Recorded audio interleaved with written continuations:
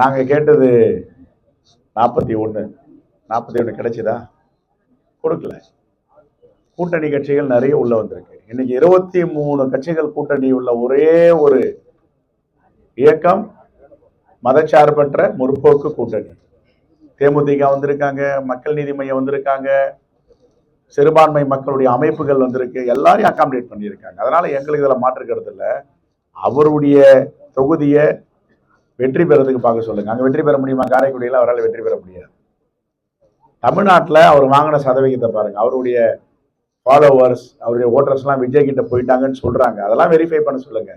காங்கிரஸ் 140 ஆண்டு கால பழமையான வரலாற்று 140 years historical party Congress party. இவரெல்லாம் நேற்றுக்கு முளைச்ச காலம். இவர் எப்போ வந்தார் அரசியலுக்கு? இவர் போய் எப்படி காங்கிரஸ் பேச முடியும்? அதான் நான் தயவு கூர்ந்து சொல்வது, காங்கிரஸ் பத்தி அவர் தொட வேண்டாம், பேச வேண்டாம். அப்புறம் நாங்களும் பேசினா சங்கடம் ஏற்படும். அதான் என்னுடைய வேண்டுகோள். எப்படி ஜெயிப்பாரு? அங்க காங்கிரஸ் பேரியக்கத்துடைய கேண்டிடேட் மாங்குடி டிக் போட்டாங்க, வின். சிவகங்கையில ஃபர்ஸ்ட் வின்னிங் காரைக்குடி. அவரை போய் வின் பண்ண முடியும்?